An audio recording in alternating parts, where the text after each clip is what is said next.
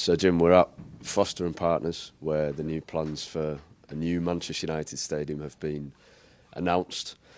The following questions come from my perspective as a Manchester United fan and someone who stands in the Stretford end with my family and my mates. And so the first one is, was the decision to go for a new build rather than a redevelopment of a historic ground, was that a hard one? Yeah, we spent a lot of time looking at the pros and cons of refurbishing the existing stadium, which has obviously got all the history, or building a new stadium. And it wasn't the easiest of decisions in a way, because, the history of Manchester United is so important. But ultimately, I suppose, where we finished up was that we've got a ground at the Old Trafford ground today, which is a bit piecemeal, isn't it? Got stadiums which were built, or stands that were built at different times. They don't fit together very well. The roof leaks. It hasn't got the finest infrastructure. You can't, the players can't arrive underground and all that type of stuff. It's right next to the railway, which compresses the fans when they arrive, so we can't get people into the ground that easily and out of the ground. And this expression, don't spend good money after bad. I think what would have happened if we tried to refurbish the stadium, we would have discovered that it actually would probably have been 70% the cost of building a new stadium. And in 25 years' time, we'd be talking about building a new stadium, because it wouldn't be perfect.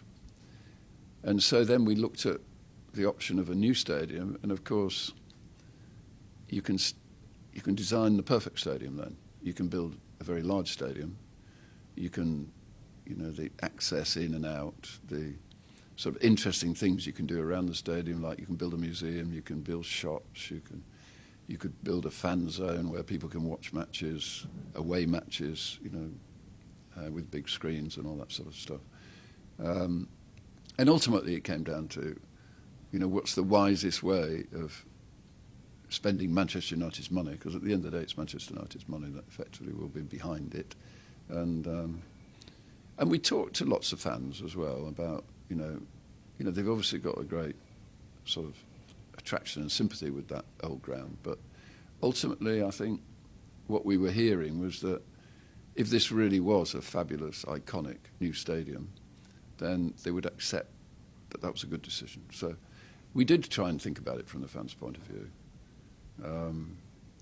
And that was the conclusion we came up with, that it would be a good way to invest money. And, we're not leaving behind the tradition and history of Manchester United. It's the same team that's going to be playing. And it's still got the same soul of Manchester United. We'll get back to Sir Jim in just a quick second, but remember, if you like this video, please like, share and subscribe. And don't forget to click the notification button so that you know when the next Big D video hits. And just remember, if you've got something bubbling up inside of you, you know what to do. The comment section is for you.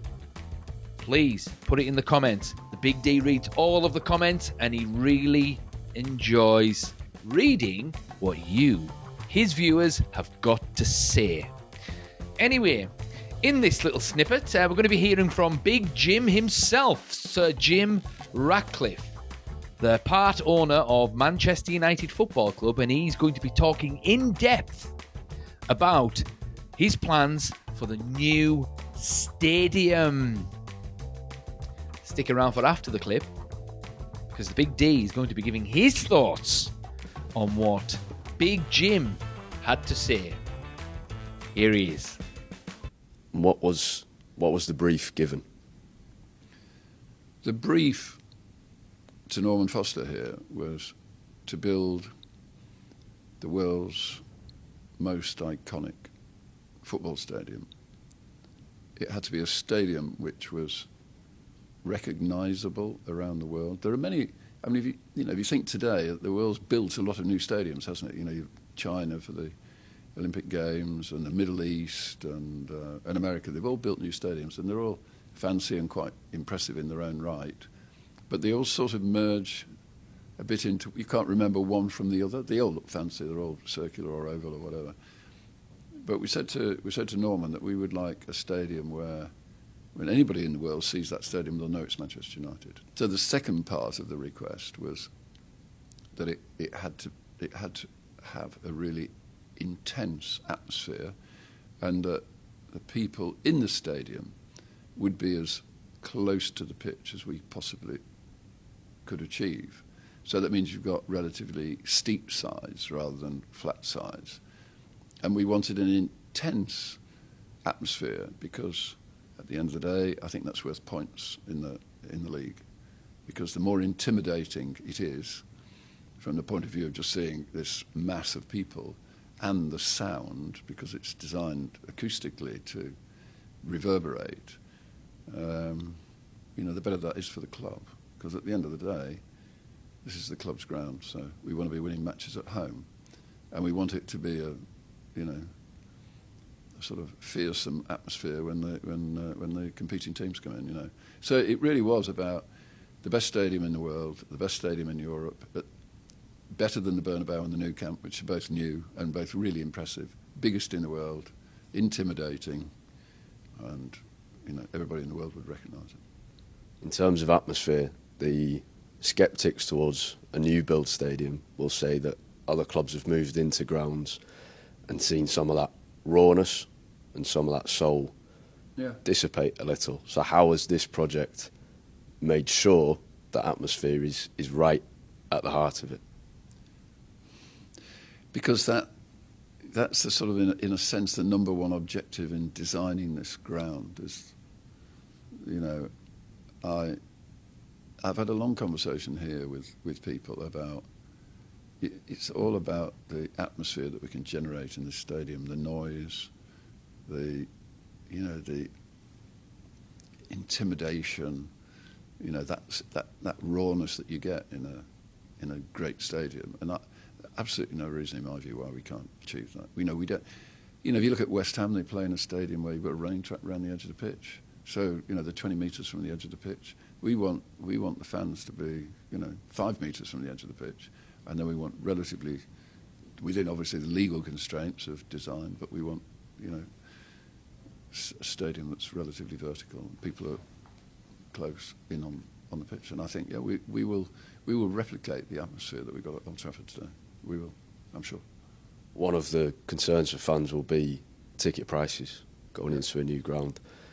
Is that a commitment from this early stage that there will be affordable tickets, and could we even see a scenario where, because of the expanded capacity, that the costs for the most loyal supporters might be subsidised by that expanded capacity? I think it's critical. I mean, this stadium is for Manchester United supporters, and the majority of people who go to the ground are the people who live in Manchester and that community around. So the tickets have to be affordable and they have to be a fair price.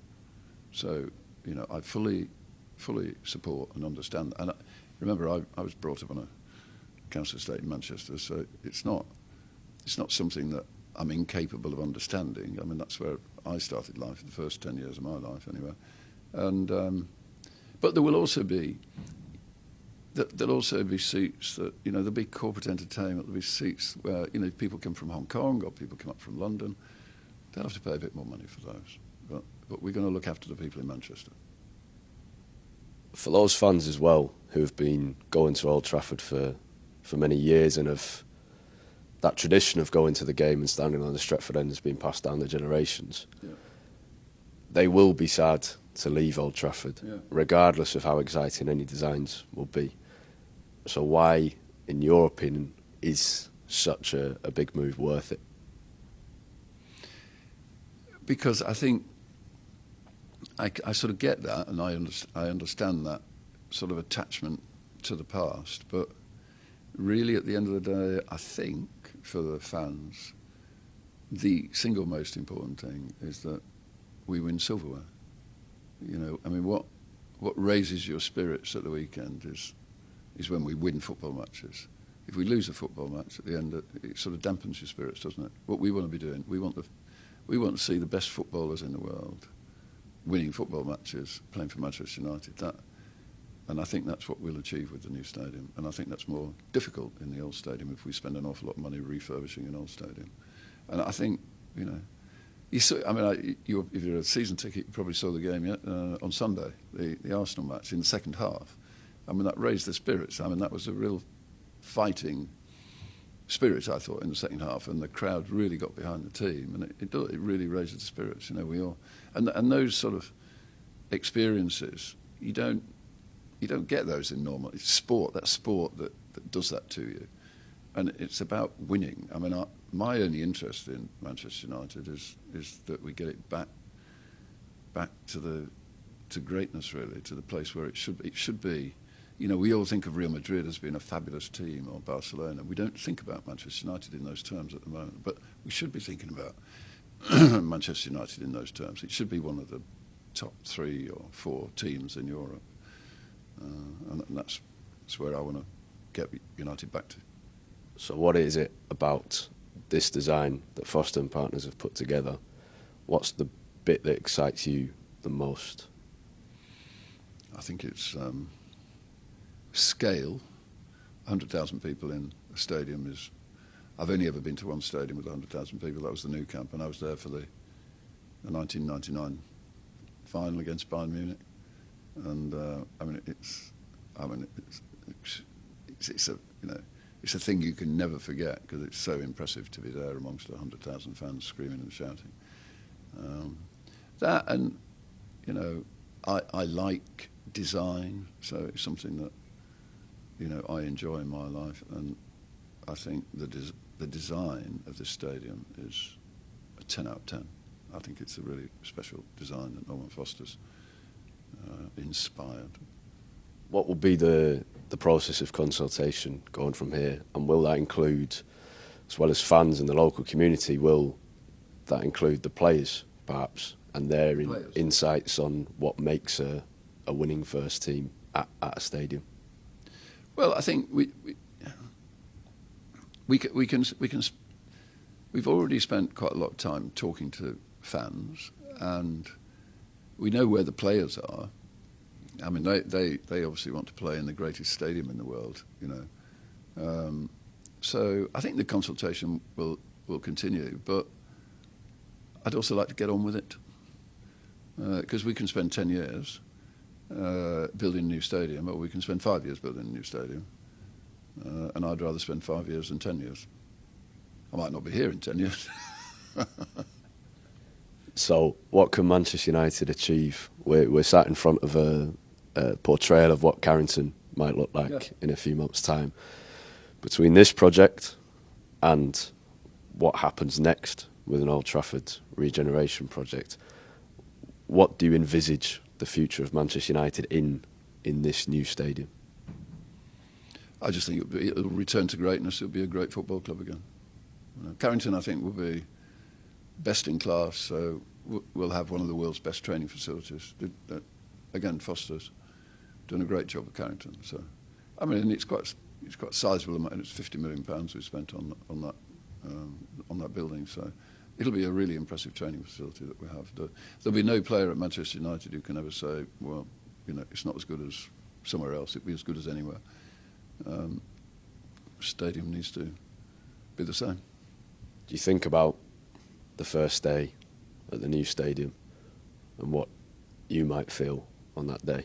Oh, I think it'd be like that 1999 final in the Nou Camp. You can't sort of describe that feeling, can you? That elation in the last 3 minutes when we scored those 2 goals. So it's going to be that sort of feeling. I think not many of those in your life. Well, I just want to address the elephant in the room first of all. The Big D's got a new background. He's trying a few different things and playing around with all his little gadgets on his fancy pants computer, and came across this. And this was actually the Big D's view from for the Arsenal game at the weekend, just gone. So thought it was quite appropriate. He was sat in, the Stretford end. Doesn't actually look like the Stretford end though. I think it's backwards.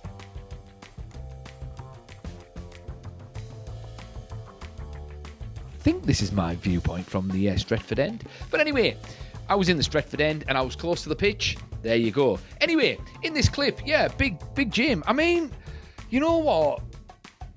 The more I'm hearing from Sir Jim Ratcliffe, the more I'm starting to kind of like the guy, really. I mean, it's been 12 months since Ineos took over. And I was reading in the comments before on a United video, and they were saying, to be fair to Jim Ratcliffe, he's getting stuff done. He's been here 12 months. So I think about this. He's been at Manchester United for 12 months. He's already sorted the new stadium. He's sorted the training ground as well, and he's bought 5 good players for a reasonable amount of money. They've got rid of a lot of dead wood, players-wise, and we've got a manager in who all United fans really quite like.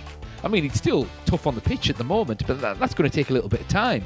But he set a clear goal, a clear aim of getting Manchester United back to elite level status, which is having the best in class of everything. And step by step, he's actually doing it. So things are a bit crap now on the pitch, but he's doing all the things that he said he was going to do. So you can't knock him for that, really. I mean, Real Madrid are, without a shadow of a doubt, the shining example of how a football club, an elite level football club, should be. They've got an absolute world-beaten side, beautiful stadium, fancy pants training facilities, and they attract all the best players in the world. He's right in what he says. Manchester United should be on that level. Because Manchester United are the most famous club in the world. There's probably more Man United fans in London than there are Chelsea fans, or Arsenal fans, or West Ham fans, or Millwall fans, or Spurs fans, or all of that. Biggest club in the country, biggest club in Europe, biggest club in the world.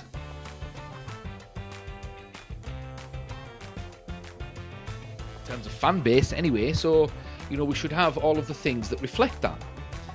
And, I mean, it looks fantastic.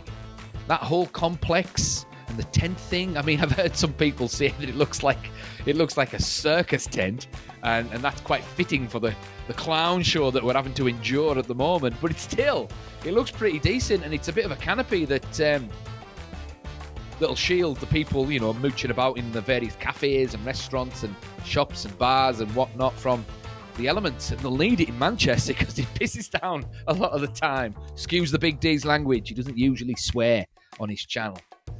But yeah, I mean, I'm quite impressed, and he wants to get it done within the next 5 years. So he's not messing about. And he's done more in 12 months than the Glazers have done in the past, however long they've been in charge or owned the club. When did they take over? Was it 2005? 5, 15, 20 years? So fair play to him.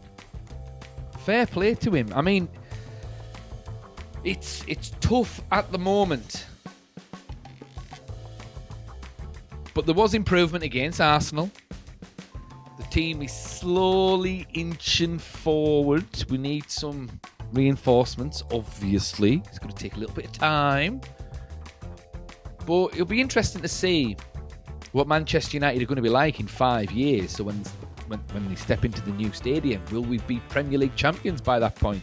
Will we have won a European Cup by that point? There'll be a couple of fans wringing their fists against this screen right now. But you never know. You never know. I don't think football is that complicated, as I've said before in other videos. 3 players fix this United team, as long as they are the right players, and then they shoot up the table. So yeah. But I really like what's going on in and around Manchester United at the moment. There seems to be a freshness in terms of the infrastructure and sort of where they want to go to. At least they've got a plan. At least they know where they want to go, what they want to do, and it's very clear. It's just there's just some growing pains at the moment. just just like pulling teeth at the moment. But, once they get a little bit of momentum and a little bit of, what can I say, a little bit of confidence moving forward, everything will start to compound. And before you know it, Man United will be dominating again. I hope so anyway. I hope so. Because we can't have the Scousers overtaking us by too much over the next couple of years. Man City have done the best that they can do over the past 10 years to keep them at bay, and they deserve a rest. They deserve a little bit of mediocrity. So Man United need to start pulling their weight in keeping those Scousers down. But yeah, it looks really good. Really good. Let's have a little look at the comments and let's see what people have got to say. Yeah, okay. Well, I mean, the season ticket holders who are at Man United at the moment, I mean, the Big D's dad, the Big Ron, he's a current Manchester United season ticket holder. He sits in the Stretford end. He's one tier up and he's got a phenomenal view of the whole pitch. It's fantastic. I've had his ticket before when he's been on holiday. It's absolutely class. He lives to go to Manchester United. But he's a pensioner, you see. So my concern is, I mean, Sir Jim did actually touch upon it there in the clip. He said he's going to make it affordable for the Manchester fans. The Big D's dad's from the Lake District, so I hope he means, the loyal fans more than anything, the fans that go to every single game. Because the Big D's dad goes to every single game. If he doesn't go, it's because he's on another continent, on holiday. And even then, the Big D's mum has been instructed to factor in holidays around the fixture list. So hopefully he's not going to get priced out. He won't get priced out. The Big D will sort him out.